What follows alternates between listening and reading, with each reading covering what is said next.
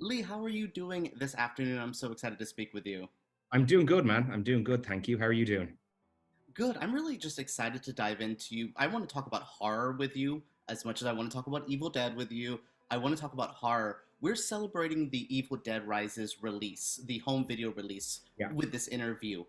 Let's go back to your childhood. What were some movies you remember watching on like a home video release? Those VHS days. I don't know if you dealt with the video nasty era of Yeah. trying to find stuff from there. But yeah, what was some horror you remember that videotape era?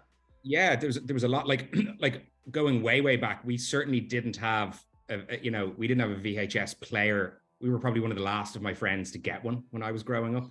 So I actually remember, and I'm not even that old, but I do remember um my parents would rent you could rent the VHS player with movies at the weekend.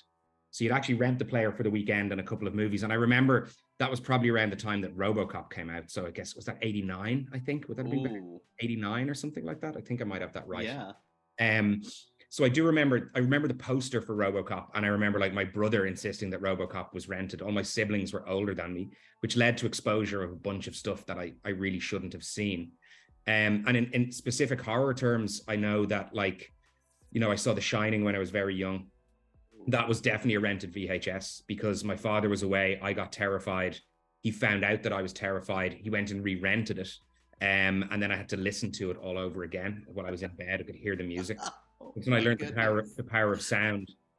Poltergeist was another one that I remember specifically being rented. And then Evil Dead and Evil Dead 2. My dad rented those out and showed them to me when I was about 9 in a back-to-back watch.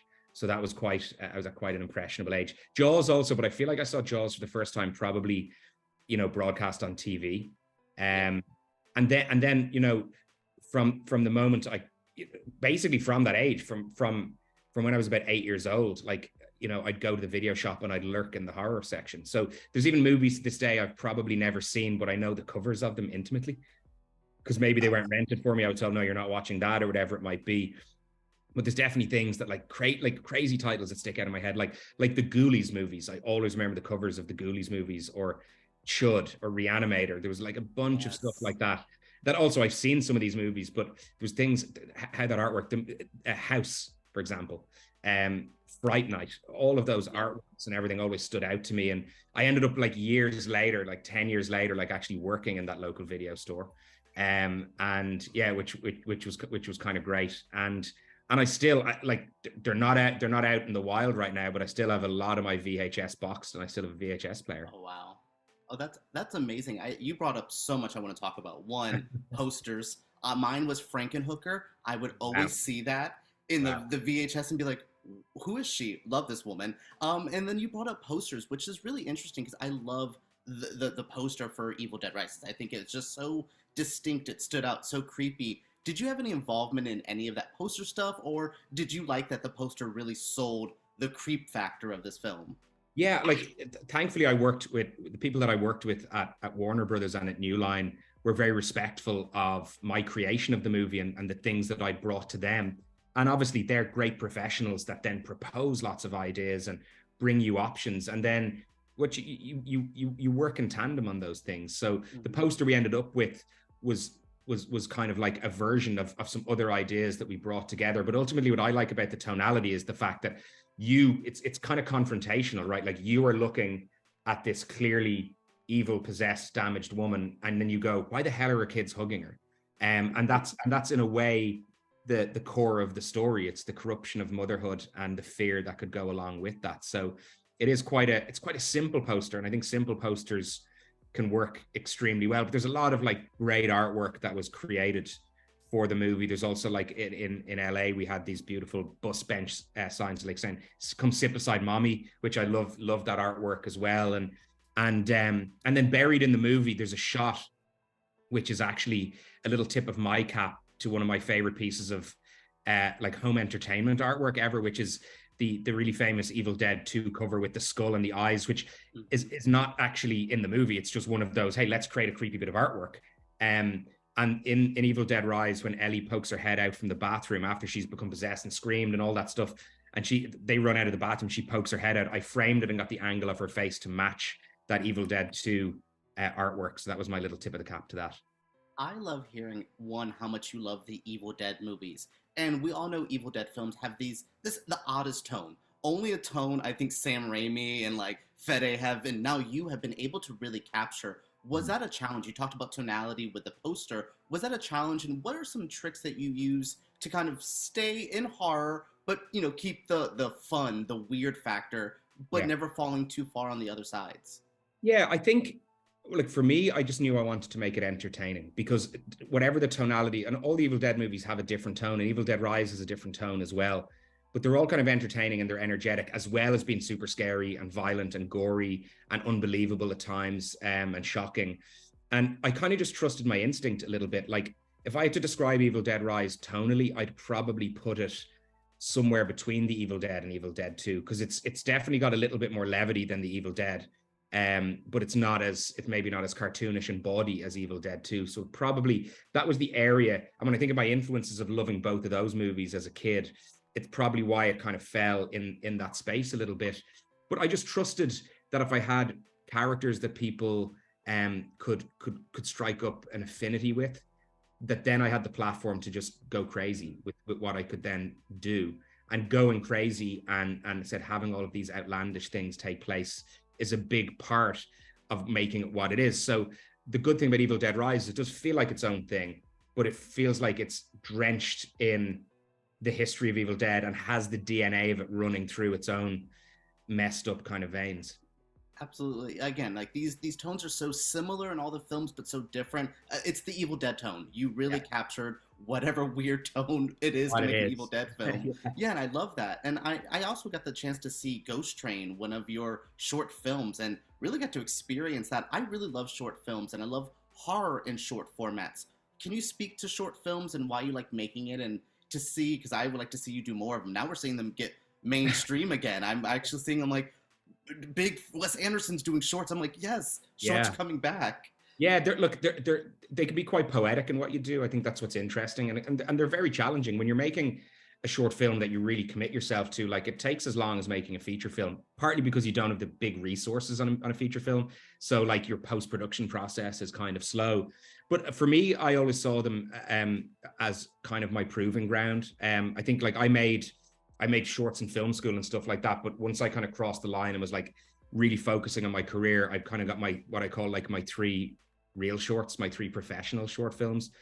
And I think all of those, anyone that would ever watch them always felt like they were a primer for a feature film. It's like, show me more. And that's another cool thing you can do with a short as well, as you can also tease, not a proof of concept, that's a different thing, but you can also tease to a bigger universe or a wider story to be told.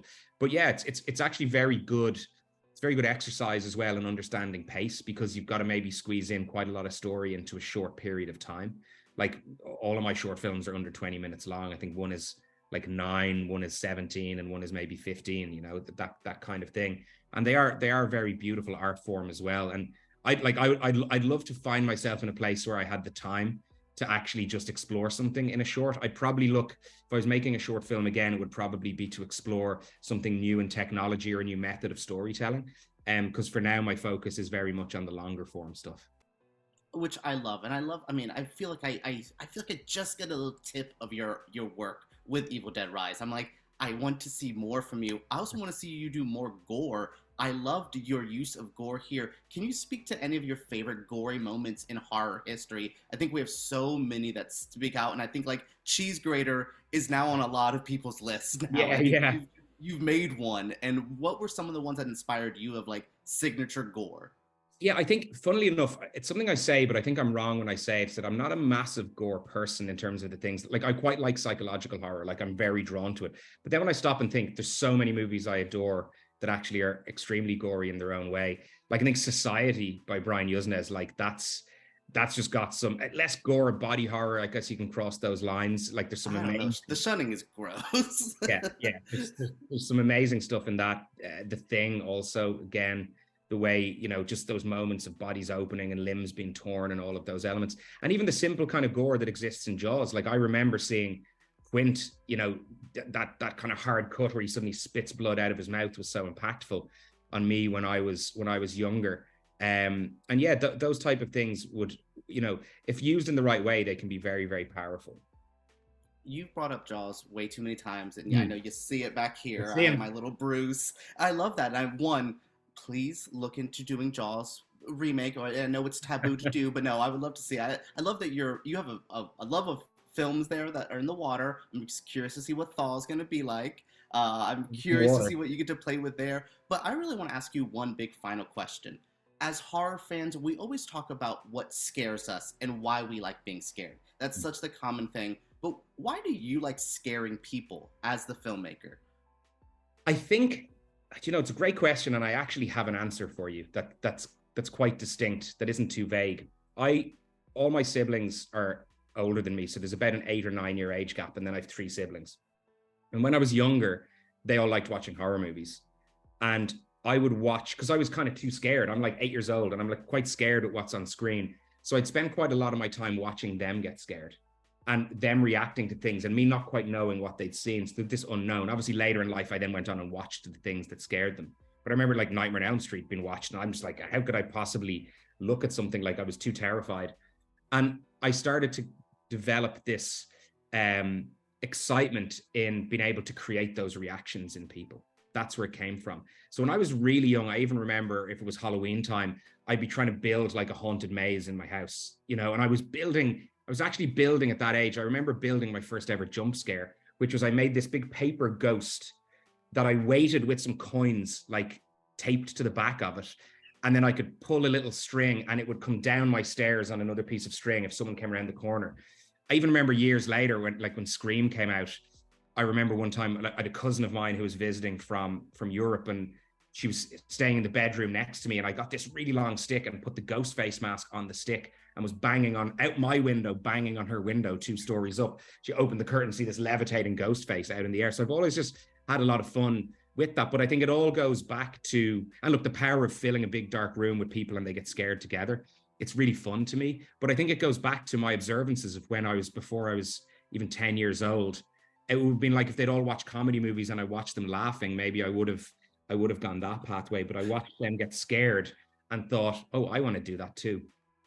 Well, one, I want to see the Lee Cronin like William Castle house that you built there. That sounds with the booby traps and Someday, the gimmicks. That someday. sounds Yeah. amazing. Someday, please do it. No, thank you so much for speaking with me. I love talking about horror with you, and I love talking about Evil Dead Rise.